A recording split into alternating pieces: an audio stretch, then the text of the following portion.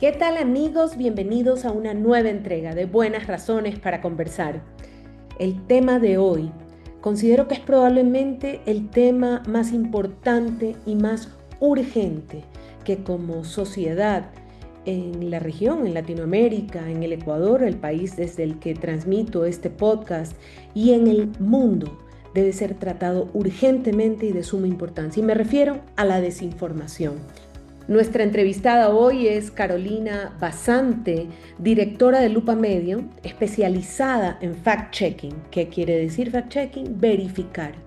Y quiero decirles que luego de conversar con Carolina, intento no tener una actitud de miedo a todo lo que leo, pues ella me asegura que el 60% de lo que encontramos en Internet y de la información que circula en Internet en este momento, el 60% es falsa, es desinformación. Habla del peligro de los chatbots y de los chatGPTs, de las inteligencias artificiales que no son neutrales, porque dan el mismo peso a la información falsa que a la real. Nos explica que además hay intereses empresariales, tanto así que, por ejemplo, Grok pertenece a X y que los chatbots están alimentados con propaganda. ¿Y saben lo que es la propaganda? Es información que busca beneficiar un interés. Propaganda es información que está puesta ahí para manipular. Y en realidad, toda la información personal de todos nosotros está ahí en las redes. Y lo más importante, según Carolina, es saber que la desinformación no ocurre al azar, sino que es intencional. Esa información que nos hace poner histéricos, bravos y que la queremos reproducir enojados en las redes sociales, alguien la puso ahí para que nosotros la creamos y la reproduzcamos inmediatamente. Y me gusta mucho una cosa que dijo nuestra invitada, que no hay que normalizar aquello de que los políticos mienten. Todos mienten, se acabó. No, hay que forzar y nos tenemos que convertir en ciudadanos que no reproducimos mentiras y que estamos alertas a esas mentiras. Escuchemos esta interesante entrevista. Carolina, bienvenida a Buenas Razones para Conversar. No puede haber una mejor razón para conversar desde mi punto de vista que la desinformación que experimentamos todos diariamente. Mm. Siempre le hago reflexionar a mis colegas que nunca hubo más información disponible y a la mano para cualquiera y nunca hubo más desinformación. ¿Estás de acuerdo con esa afirmación? Mónica, qué gusto estar aquí contigo y estoy totalmente de acuerdo con lo que tú dices. Creo que el momento en el que nosotros nos encontramos urge que como comunicadores, como periodistas, hagamos una deconstrucción de nuestra profesión, porque no es lo mismo hacer o ejercer nuestra profesión en este momento en el que, como tú bien lo has dicho, no existe más información disponible, pero al mismo tiempo más desinformación que se pueda distribuir de forma tan fácil. Yo siempre, cuando necesitamos buscar o investigar sobre un tema sobre el que queremos escribir, y no solo me refiero a nivel periodístico, sino académico también, porque hago publicaciones académicas también cuando lo necesito hacer, y en realidad encuentras prácticamente todo en el Internet si buscas publicaciones indexadas, si buscas Google Scholar o si buscas academia y diferentes fuentes, puedes encontrar la información real. Sin embargo, debido a la manera en que nos relacionamos con el mundo digital y con el Internet, hace que cada vez hagamos menos esfuerzos, porque encontrar información veraz exige que me esfuerce un poco más. Es decir, que no es con un solo clic, es con varios clics, exige algunos protocolos. ¿Me puedes contar un poco sobre eso? Mira, yo creo que, como tú lo has dicho, ya todo existe en la red. De hecho, lo que ahora tenemos, ¿no? Estas, las Open Source Intelligence, que es las OSINTs, que incluso en el ámbito de investigación está ya ahí, ¿no? O sea, podemos encontrar, yo soy un poco apasionada de ponerme a buscar cosas en redes yo he encontrado información personal, ¿no? Si de alguna investigación que esté buscando, si hay personas involucradas, etcétera, es que está todo ahí. Entonces, al tener todo y además al tener una tecnología desarrollada que te ayuda a optimizar, ¿no? recursos como el tiempo, también yo creo que cuando nosotros no la sabemos utilizar, las mal utilizamos y ahí es cuando en realidad generamos desinformación, ¿no? Por ejemplo, lo que tú dices, si nosotros tenemos toda esa información pero no la verificamos, podemos caer el riesgo de, en lugar de informar, desinformar. Y esto pasa ahora muchísimo con los chatbots de inteligencia artificial. Tenemos a ChatGPT, Gemini, Grok, etcétera, ¿no? Que están ahí, que son fuentes de información porque tienen están alimentados con contenido de Internet, pero también alucinan. De hecho, leía un paper esta semana de Apple que publicaba la ilusión del pensamiento, ¿no? Los chatbots lo que hacen no es pensar, sino formar palabras que suenen coherentes y que hacen pensar a los usuarios que ellos están pensando, pero en realidad no piensan. Los que piensan somos los humanos, los que sacan conclusiones somos los humanos. Entonces, esas herramientas, cuando mientras más complejo es el comando que les damos, evidentemente alucinan y nos dan malas respuestas, que si nosotros no estamos atentos y yo decido copiar, pegar, como incluso yo he visto en algunos artículos periodísticos, en medios tradicionales, que hemos visto cómo se identifica fácilmente que fue creado con IA por las alucinaciones que tiene, por la desinformación, que es cuando nosotros no lo verificamos. Aquí viene otra pregunta entonces. Entiendo que los chatbots, y tú me vas a informar porque no soy una experta en estos temas, igual fueron alimentados de información. Y todo depende de cómo los alimenté o de qué les alimenté sobre cada tema, ¿sí? Exactamente. Y si hubo un sesgo en la introducción de la información que agarra el chatbot para responderme, entonces va a haber un sesgo en la respuesta o una mala mezcla de información que produce una respuesta falsa. Totalmente. Es que aquí hay que entender algo, ¿no? Esas tecnologías proceden de empresas tecnológicas que también tienen intereses.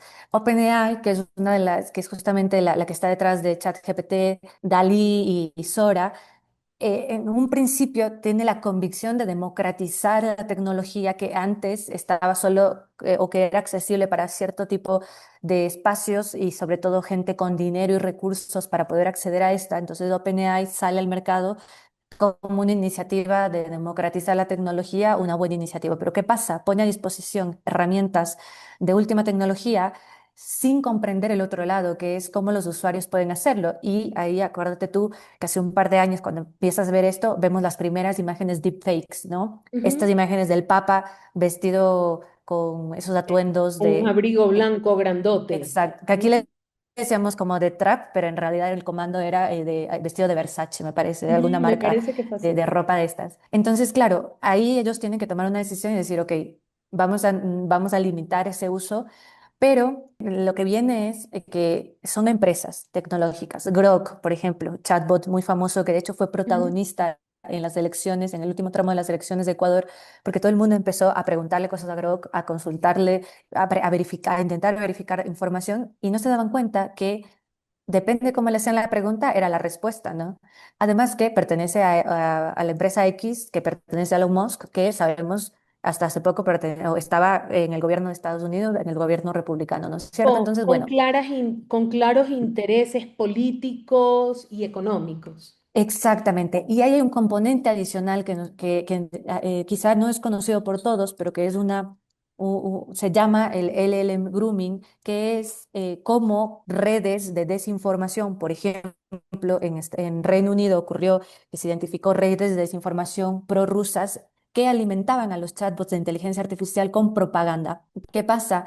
Al incluir todo este contenido de forma masiva, lo que hacían era inducir a respuestas porque estaban alimentándose de este contenido, porque acordémonos que son nuestros datos de los que se alimentan ciertas Sí. herramientas de inteligencia artificial. Entonces tenemos redes de coordinación inmensas que alimentan de propaganda que hacen que en el entrenamiento que ellos tienen no se diferencie, ¿no? de una fuente fidedigna a una fuente que es poco confiable. Entonces, aquí hay el sesgo de equidistancia también, que los chatbots se quieren presentar como neutrales, te dan la misma relevancia a una fuente confiable que a una fuente que sabemos todos puede tratarse de un troll, etcétera, que no tiene esa confiabilidad. Entonces, si nosotros como usuarios no estamos conscientes de todos estos elementos que vienen detrás, al interactuar con los chatbots, al interactuar con esta tecnología, podemos caer en desinformación también, porque de repente yo le voy a dar validez a todo lo que me dice sin considerar todos estos elementos y ahí vemos un gran problema y un gran desafío que requiere que nosotros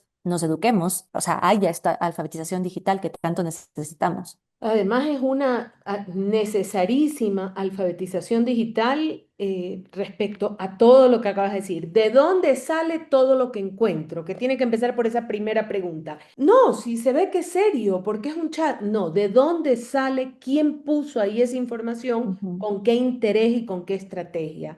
Y también, a veces, el interés no es solo insertar una mentira. A veces el interés es insertar confusión, es decir, mezclar veraz con falso y que en esa misma sopa haya ese descontrol o esa desconfianza. Sin embargo, tras lo que tú has dicho, yo entonces soy una ciudadana desprevenida y digo, bueno, entonces yo solo voy a leer lo que los medios de comunicación dicen, porque los medios de comunicación tradicionales que siempre he conocido y que ahora también tienen sus cuentas en X y en no sé qué, ellos sí son serios y ellos nunca acuden a fuentes falsas y ellos sí verifican la información. ¿Viste que hice una declaración? Cuéntame qué opina de esa declaración. a ver, yo creo que nosotros ahora, en el momento en el que nosotros vivimos, tenemos que estar conscientes de dos cosas. Primero, que la desinformación no es al azar y no es, sino que es intencional. Hay una estrategia detrás. Y lo segundo es que en la mayor parte del contenido que nosotros vemos en redes sociales, en Internet, es desinformación, ¿no? Hay una estimación que es de alrededor del 60%. Ahora, dicho eso, cuando hablamos de los medios tradicionales, yo creo que también tenemos que estar dispuestos a cuestionar, ¿no? A poder cuestionar todo lo que viene, lo que se lee ahí y también lo que nos dicen en general, porque muchas veces nosotros les damos credibilidad, porque yo he seguido mucho tiempo a este periodista, entonces es imposible que desinforme. Pero nosotros desde Lupa Media hemos visto y hemos tenido que verificar a periodistas, a medios de comunicaciones, a políticos, a influencers, etcétera. Entonces nos damos cuenta que la desinformación no discrimina la fuente de la que sale, ¿no? Y tal vez no porque en este caso nos ha pasado mucho que nosotros vemos y es de nuevo, el problema es que los medios de comunicación todavía no están conscientes del fenómeno de la desinformación, de la posverdad en el que nosotros ahora vivimos y creemos que el seguir haciendo nuestra profesión como lo hacíamos hace 10 años o hace 5 años todavía es válido y no lo es, ¿no? De hecho, la premura de salir primero muchas veces hace que cometamos imprecisiones desde los medios, y lo digo como periodista, yo soy periodista y ejerzo más de 10 años mi profesión. Entonces creo que ese espacio hay que tenerlo pendiente. Y otra cosa además es que hay que empezar a hablar de la dieta informativa saludable, porque si yo decido que como usuaria voy a leer solo aquello que reafirme mi posición, porque este medio de comunicaciones me dice que el rojo es lo más bonito y a mí me encanta el rojo, pero al final voy a meterme en una burbuja y no va a ser la realidad. Tengo que también ver qué están diciendo este otro lado para sacar una conclusión propia, ¿no? Eso es lo que llamamos la dieta El sesgo informativa de saludable. verificación. Quiero que me digan lo que yo pienso. Exactamente, que eso funciona mucho, ¿no? En el tema de la Ujú. desinformación. Entonces, ahora creo que este concepto de poder tener varias voces, ¿no? Y que a la final yo pueda construirme una idea de todo sin que alguien me diga cómo pensar, sino yo pensar por mí mismo, o sea, activar el pensamiento crítico, creo que es necesario en estos momentos y no dar por hecho que porque es un medio tradicional y este periodista lo he visto 30 años ahí dándome las noticias a las 8 de la noche, no me va a mentir o no me va a desinformar, porque tampoco funciona así, ¿no? Es Puede, que todos somos humanos, ¿no? Caemos en errores. Es que acabas de señalar algo que me estoy dando cuenta, es que muchos de esos periodistas también están analfabetos digitales. Es decir, ellos también rápido, porque ya mismo tengo, sin entender del todo cómo verificar información, cómo buscarla, de dónde sale, también son analfabetos y reproducen lo que encuentran rápidamente. Y también, como dijiste, son humanos, también tienen su sesgo y también quieren estar seguros de que su sesgo es la verdad, que creo que todos los seres humanos tenemos esa tendencia, pero algunos como tú eligieron dedicarse a otra cosa. Sí, mira, nos pasa mucho el hecho de que hemos visto, ¿no? El espacio de compartir con colegas. Cuando, por ejemplo, yo me especialicé en fact-checking en el exterior, cuando yo volví en las coberturas, mis colegas me decían, bueno, ¿y qué fuiste a hacer? ¿Y qué tal? Y yo les hablaba de la verificación y de la desinformación. Y claro, era un término totalmente nuevo acá en Ecuador, estaba hablando del año 2022. Y ahí yo me daba cuenta que incluso algunos hasta reaccionaban un poco ofendidos cuando se hablaba de verificación, porque decían, no, pero yo verifico, porque yo soy periodista y las noticias las publico y yo verifico, ¿no? Pero claro, el concepto de fact-checking, de verificación, como lo entendemos ahora, que es como prácticamente un género periodístico diferente, difiere de aquello. Y difiere en el sentido de que hemos nosotros verificado a periodistas. Por ejemplo, te voy a poner algo que se me viene a la mente. El año pasado, cuando ocurrió el ataque de Hamas a Israel, en Ujú, Ecuador veíamos como medios de comunicaciones publicaban videos de así se ha activado el escudo de David porque están bombardeando Israel. ujú. Eso era un video de un videojuego que como se había difundido masivamente, pues aquí en Ecuador los medios de comunicación cogieron y dijeron, mira, este video tiene 100.000 likes, debe ser real, sin hacer ese proceso de verificación. Vimos muchísimos medios y periodistas. Y eso ocurre mucho, ¿no?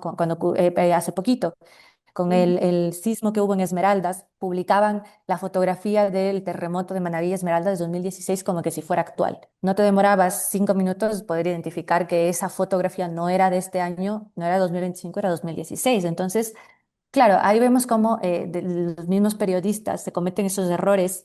Yo creo que ahí no con una intencionalidad, pero sí por un desconocimiento. o por una falta de rigor, porque si en realidad no tienes una Sí. foto, pones la foto del 16, pones fotografía terremoto 2016 y explicas, y está pasando nuevamente en el mismo sector, en Esmeraldas, ha sido nuevamente afectado, pero tienes rigor en el uso de la información, no sé si me explico. Sí, te entiendo. Y eso pasa, ¿no? Muchas veces se usan imágenes como para ilustrar, pero en estos casos particulares se daban por hecho que esas eran, ¿no? En este caso Ujú, lo sí. de actual y en ese otro del ataque. Y ahí yo lo que veo es un poco también el tema del desconocimiento por la premura de Ujú, hacerlo ahora. Y ahí yo me voy a otro sentido, porque, por ejemplo, nosotros verificamos mucho a políticos, a ujú, líderes de opinión, ujú, y nos dicen, bueno, pero los políticos siempre han mentido, tal, es parte de ello. Entonces, bueno, primero no, que yo me resisto a normalizar eso. Y segundo, es que hay una cuestión muy compleja ahora. La realidad que nosotros vivimos es el momento de la posverdad, ¿no? En el que ujú, esto, como entendemos nosotros del mundo, no necesariamente está basado en hechos factuales y reales, sino en interpretaciones, prejuicios y emociones. Entonces, dependiendo cómo nosotros como periodistas damos la información, nosotros podemos estar también contribuyendo a que se construya una realidad que no se basa en lo que es factual y sí. se puede comprobar, sino en un prejuicio, en una narrativa, en una emoción. Y eso es muy peligroso. O sea, por eso digo que no es lo mismo hacer periodismo ahora que hacerlo hace 5 o 10 años. Lo mismo va en la política. Quizás hace 20 años un político podía salir con un dato engañoso o falso, pero se Ujú, imprimían 500 ejemplares y se quedaba ahí. ujú, Ahora lo dice en redes sociales, lo lanza y se vuelve una realidad para muchas personas porque no se dan el trabajo de comprobar y ni siquiera se dan el trabajo de cuestionar. Entonces, es muy complejo también, es bastante complejo y creo que tenemos que todos estar conscientes de este momento que estamos viviendo y que por qué es tan necesario hablar de luchar contra la desinformación, porque no es de un rumor, no es un mensaje, no es un tuit que cuelgo y que me equivoqué, lo bajo y no digo nada. No, no, no. O sea, el daño que puede hacer en crear una realidad basada en ficción ujú. es complejo porque es altísimo. Hoy en Buenas Razones para Conversar está con nosotros Carolina Basante, directora de Lupa, medio que se dedica al fact-checking o a la verificación de la información. Pero, ¿y cómo voy a verificar? ¿Cómo voy a reconocer? Pues efectivamente no debo reproducir nada que yo no esté seguro que proviene de una fuente seria. Y es que ocurre que las grandes compañías del Internet han terminado con las moderaciones que de alguna manera independientes, que de alguna manera moderaban la cantidad de propaganda y de información falsa que circulaba. Me ha gustado mucho la conclusión a la que llegamos con Carolina, que se necesita educación, que la clave, aunque se necesitarán controles a los cuales ella tiene miedo porque también pueden vulnerar la libertad de expresión, lo que más se necesita es educación. Es que todos, desde niños en la escuela, desarrollen pensamiento crítico, desarrollen una actitud crítica frente a la información que llega. Ella habla de políticas públicas, de pensamiento crítico en educación, que es lo que más urge, porque de lo contrario, la desinformación nos ganará. Y cuando hay desinformación, lo que gana es la manipulación. Sigamos escuchando esta interesante entrevista. Me has hecho acordar de unas personas en Estados Unidos que en las elecciones anteriores o en el gobierno, en el periodo anterior del presidente actual en Estados Unidos, dijo frente al periodista que le decía, pero no son facts, no son hechos. Y le Hechos. contestó, son hechos alternativos. Y listo, ya está.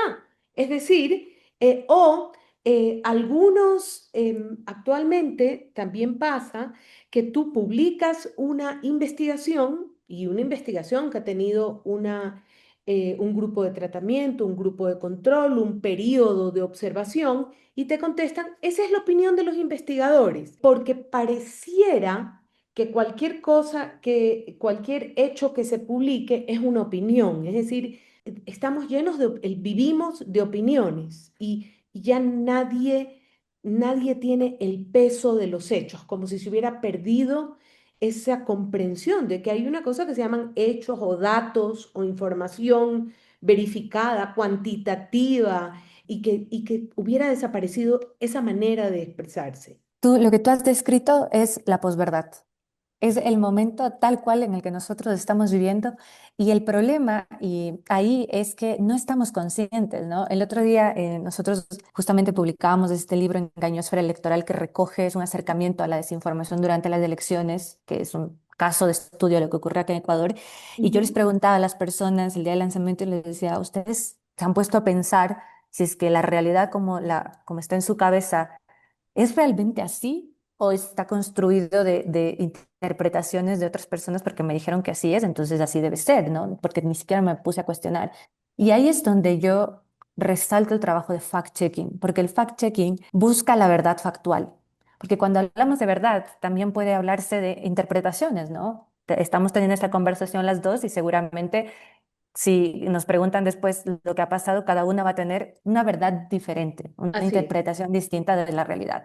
Y Ujú, eso es la verdad subjetiva, pero dentro del tipo de verdad, ¿no? Yéndonos un poquito al plano quizá epistemológico, un poco ujú, filosófico, si hablamos, por ejemplo, de la verdad objetiva, ujú, esa es la que no entra en debate porque se basa en hechos y en datos que pueden ser comprobados.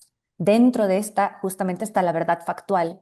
Esta verdad factual es la que persigue el fact-checking, la que se puede comprobar, la que nosotros podemos ponerla en tela de duda, pero podemos evidenciar con datos, con cifras cualitativas, ¿no? O incluso tangibles en algunos casos, de acuerdo a lo que se trate, pero que son las cosas como son. Entonces, sobre esa verdad factual no hay discusión. Y esa es la que persigue el fact-checking, a diferencia de las opiniones, porque una opinión la puede tener cualquiera. Pero la evidencia factual, esa es la que nosotros resaltamos y es el ejercicio de verificación que se hace para poner en relieve esta verdad que es en la que nosotros podemos anclarnos, a la que no es interpretativa. ujú. No se basa y no es una interpretación ni siquiera de nosotros como periodistas, sino de la evidencia que se sustenta y que cada persona puede acceder y creo que ese es un buen ejercicio para poner los pies sobre la tierra en este momento de posverdad, en el que de aquí, por ejemplo, lo que pasa con la inteligencia artificial, ¿no? Que esa es otra cuestión que te voy a poner sobre la mesa, porque es una discusión distinta en la que se hace, si ahora nosotros generamos imágenes ilustrativas de algo con IA, no son reales, pero tampoco son mentira, ¿no? Porque interpreta algo. Entonces ahí se habla de una verdad superior, esa verdad emocional y que también genera desinformación emocional. Entonces, ahí es cuando hay muchos fenómenos complejos alrededor de este fenómeno comunicacional y también de la desinformación, Ujú. que yo creo que para mí la alternativa es educarnos. Educarnos de lo que se viene y empezar a activar el pensamiento crítico, porque si no, con el tema tecnológico y todo lo que hemos hablado aquí, es que es una ola que nos lleva. Y nosotros, como ciudadanos, como periodistas, como como personas que somos parte de una sociedad, si nosotros queremos construir una sociedad más saludable en ese sentido, sobre ¿Mm? todo con tanta información y desinformación, tenemos que empezar a pensar por nosotros mismos de forma crítica. A mí me da miedo, primero decirte algo respecto a lo último que dijiste, siempre cuando me preguntan, porque he sido profesora de comunicación, siempre que me preguntan respecto a la objetividad del periodista, siempre les digo, yo no sé si es objetivo o subjetivo, todos somos subjetivos, todos tenemos una subjetividad, pero lo que nos protege a los periodistas o los protege a ustedes los periodistas, porque yo no ejerzo el periodismo, es el rigor en la Ujú. verificación, el rigor en buscar la información, el rigor en buscar la fuente primaria de esa información y no las versiones de eso, de un hecho. Y les digo, siempre nos, es más, le digo, ¿por qué los periodistas tienen que ser rigurosos? Para protegerse de su propia subjetividad. Ellos tienen sus cariños y sus preferencias. Yo prefiero a este vocero que a este vocero. Para protegerme de ello, busco ambas versiones. Y le digo, ya los manuales periodísticos ya te dijeron desde el origen del oficio, siempre te dijeron que tenías que verificar, que tenías que buscar la otra fuente, que tenías que contrastar información. Eh, en realidad, el fact-checking no, primero que nos hace regresar a ese rigor, hay que ser riguroso en el manejo de la información. Pero todo lo que siento a veces frente a tanto, me encanta la palabra engañósfera, a vivir en esta engañósfera en la que siento que vivo todos los días cuando entro a una red social, a esta infoxicación, a esta desinfodemia y a esta fake cracia de la que tú hablas en el Ujú. libro, es que ya no confío en nadie.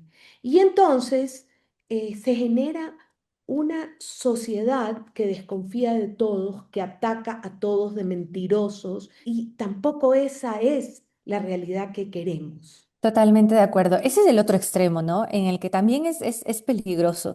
Mira, cuando nosotros desde Lupa Media tenemos un enfoque pedagógico a través de talleres, de metodologías que la hemos hecho, y yo soy muy cauta en el momento en el que nosotros hablamos de esto y les planteo el cuestionémonos todo, porque la idea tampoco es que vivamos en desconfianza, ¿no? En esto que Ujú. tú dices, de repente para mí todos son mentirosos y yo tengo mi propia verdad. No, no, no. Tampoco es eso. Por eso lo interesante es como al desarrollar nosotros el pensamiento crítico, nos permite también a nosotros tener la capacidad de discernimiento en muchos aspectos y sobre todo yo creo que igual el fact-checking fomenta la confianza, ¿no? Recuperar esa confianza y a nosotros, de hecho, yo he visto la respuesta de las personas que quizás son resistentes a creer en los medios, pero Lupa Media, en nuestra unidad de verificación, es un medio y la gente confía en nosotros.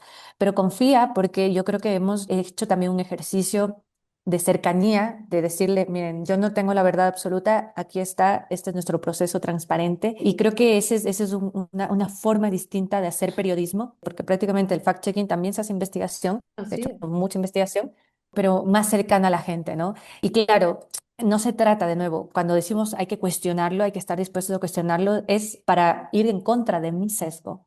Así Y es. el ir en contra de Contra mi mi propio sesgo, sesgo. Ujú. exacto, a mí me permite abrir la mente para opiniones diversas y no de desconfianza, sino de opiniones diversas y luego al final tomaré yo mi propia decisión, mi propia conclusión, pero creo que esa es la diferencia, ¿no? Ujú. Porque a la final, de nuevo, estamos en una engañósfera que nosotros Sí. planteamos justamente este concepto de que ya no es un elemento que dentro de las redes sociales, sino ya es un entorno de Ujú. acuerdo, en un espacio sistemático, ¿no? Es ya algo sistemático en el que nosotros vivimos y que tenemos que aprender a convivir con esto, porque no se va a ir, ¿no? Es algo que está y no se va. Aquí viene otra pregunta. El problema de lo que tú haces versus lo que hacen muchos es que algo clarísimo, que lo dicen ustedes en el libro, pero que además lo analizamos los que sabemos el tema, es que todo apela a las emociones, todo apela a las emociones y a la polarización, a la rivalidad, a la nosotros versus ellos. Nosotros somos los buenos, siempre me da risa que todos son los buenos y entonces no hay malos en estos cuentos y que como apelan a la emoción, a la emotividad, al odio, a esto que tenemos de agruparnos contra, justamente va en contra del pensamiento crítico. El pensamiento crítico no apela a la emoción y entonces ustedes no son tan simpáticos porque quieren que yo me ponga a pensar y que yo use el pensamiento crítico y que yo sea crítico y que ponga a un lado por un momento las emociones y que... Y entonces Te no entiendo son tan perfecto. atractivos. ¿Qué quieres que te diga? No sé, maquíllense un poco. Sí, o sea, es que nos pasa mucho. Nuestro cerebro está diseñado, ¿no? Aquí nosotros en los talleres decimos, nuestro cerebro está diseñado para comer cuento, tal cual, ¿no? Con los sesgos cognitivos que se vuelven en realidad en atajos mentales para no esforzarnos mucho y lo Ujú, primero que está, ya lo pensé y no. Entonces, bueno, estamos en eso. Pero definitivamente yo creo que como seres humanos también, no sé si esto es general, pero ojalá fuera así, ¿no? Aspiramos a mejorar, quizá. Y el aspirar a mejorar nos abre a nosotros un espacio para poder empezar a pensar, ¿no? Esto también es un hecho cultural, quizá. En Ecuador a ujú. nosotros culturalmente quizá nos han arrebatado esto de poder desarrollar nuestro pensamiento crítico incluso desde chiquitos, desde las Claro, aulas, porque el no se sistema fomenta. educativo te dijo que memorices y que no pienses. Y te tomó examen Exactamente. de Entonces, memoria toda tu vida. y eso, evidentemente, yo creo que desde ahí incluso tendría que partirse de la política pública, como está concebido el sistema educativo, de que tendrá que cambiarse, porque a la final nosotros desde Lupa Media promovemos, de hecho, nosotros decimos, luchamos contra la desinformación en Ecuador, promovemos el pensamiento crítico, y lo hacemos, pero es un trabajo de hormiga, ¿no? Ujú, Es un granito de arena en todo lo que se hace, pero efectivamente yo creo que los hechos que nosotros nos hemos encontrado al hacer estas reflexiones, de verdad que es una recepción muy bonita de la gente. Incluso yo creo que en Ecuador había hasta desierto informativo de esta sí, información como la hacía presentamos falta. nosotros. Ujú. Exacto, que mira, en menos de 2 años, nosotros estamos a un mes de cumplir 2 años de operaciones acá Wow, en somos Ecuador. chiquititos. Ajá, pero ha sido muy bonito, ¿no? Esta carrera maratónica de crecimiento incluso que nos ha puesto ya a liderar el medio de referencia en fact-checking acá en Ujú, Ecuador. Formamos parte ya de una red regional, estamos en una iniciativa global, porque siento que la recepción que tuvimos y el impulso que ha venido de esta comunidad que estamos alcanzando es justamente porque había esta necesidad. Porque cuando abrimos el espacio de reflexión, la gente, en lugar de rechazarlo, lo acoge, incluso la esfera política, que nosotros estamos constantemente verificándolos. Tampoco es que haya una resistencia, que puede haber una resistencia, pero cuando les decimos, ujú. hey, miren, yo le voy a poner falso y le voy a explicar por qué le estoy poniendo falso con sus propios datos, no hay margen al error, no hay margen a que me digan, ah, no, me están persiguiendo, prensa corrupta, no sé qué, siempre nos ponen etiquetas, pero el ejercicio que nosotros hacemos de forma pedagógica creo que ha sido bien recibido y que quizá esta es la forma en la que, a pesar de que la verificación puede generar resistencia, a nosotros nos permite llegar a más personas y que la gente esté dispuesta a abrir y escucharnos. La última pregunta, porque se me acabó el tiempo, pero la tengo que decir. Se necesitan controles y normativas. No puede ser que sea que vive el relajo y todos hacen lo que les da la gana en el mundo digital. Obviamente se necesitan controles en países poderosos, obviamente se necesitan controles y Ujú. normativas y consecuencias, pero también en el Ecuador o en la región. Cuéntame cómo lo ven ustedes. Mira, como organización desde Lupa Media, nosotros consideramos que es la educación la clave. Más allá de una reglamentación, de una normativa de Ujú, leyes, que efectivamente en algún punto tendremos que empezar a discutir el tema, no solamente por la desinformación, sino también en el uso, por ejemplo, de las plataformas digitales, que al final son ellos quienes tienen la sartén por el mango y son sus ujú, políticas. Pero más allá de esta normativa legal, para mí la clave es la educación. No, de nada nos va a servir a nosotros que aquí se haga una ley, puede ser para luchar contra la desinformación, que incluso ujú, seguramente cuando se abra ese debate, también vamos a hablar sobre las vulneraciones que pueden haber a la libertad de expresión. ujú. Entonces, va a ser muy complejo eso, llegar a ese punto de reglamentación. ¿Que tiene que existir?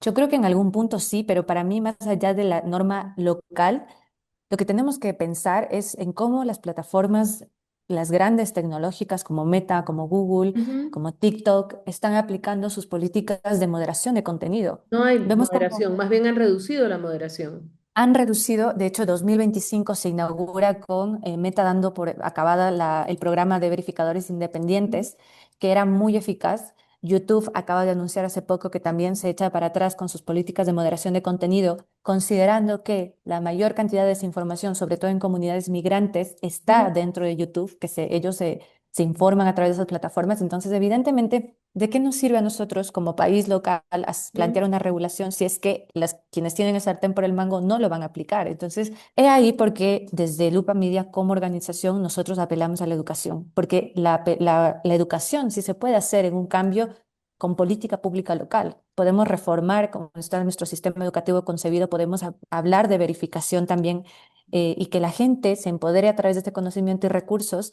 Empecemos a hablar de pensamiento crítico, empecemos a hablar de todo esto que ahorita lo hemos conversado a través de la alfabetización digital y la educación mediática. Yo creo que esa es la clave.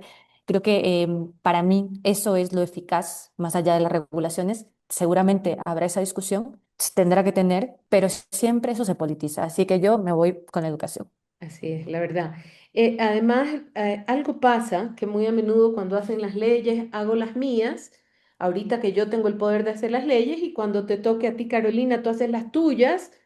Ahora que Ujú. tú tienes el poder de hacer las leyes, y así nos vamos turnando porque queremos leyes a nuestra medida, y en general aparentemente parece que no cedemos a esa tendencia. En general, las personas cuando tenemos la oportunidad de poder y de hacerlo. Te agradezco de verdad por esta entrevista, te felicito, eres una periodista brillante, qué maravilla ver cómo periodistas como tú están contribuyendo para la construcción de una sociedad mejor informada, una sociedad de paz, porque en realidad creo que la información veraz, la información de calidad, contribuye a la construcción de una sociedad de paz y de una convivencia ciudadana pacífica. Así es, muchísimas gracias por esas palabras tan generosas, Mónica. Estamos a las órdenes siempre, desde acá para poner nuestro granito de arena y, como tú lo has dicho, construir una mejor sociedad, un mejor Ecuador, que creo que es lo que todos anhelamos, sobre todo en estos momentos tan complejos. El contribuir con información buena y veraz es trascendental. Hemos llegado al final de este capítulo. Quiero agradecer a Carolina Basante, directora de Lupa, medio especializado en fact-checking o en verificación de información. Hoy más que nunca, cuando el 60% de lo que circula en Internet es desinformación, urge que todos los que nos consideramos ciudadanos del ciberespacio verifiquemos lo que reproducimos, estemos formados en pensamiento crítico. La educación es la clave como política pública, pero una educación que esté consciente de que en este mundo de desinformación, de información falsa, de manipulación, hace falta definitivamente educación en pensamiento crítico, en verificación, y que necesitamos, porque ella habla de inclusive medios tradicionales que no saben verificar la información, que no son conscientes de la posverdad en la que vivimos y de la falsa información que se hace pasar por factual, es decir, por hechos. Así es que los invito a seguirnos en nuestro siguiente capítulo de Buenas Razones para Conversar, pero antes busquen nuestras redes sociales @cabipunk o nuestra página web www.ipank.org. Hasta pronto.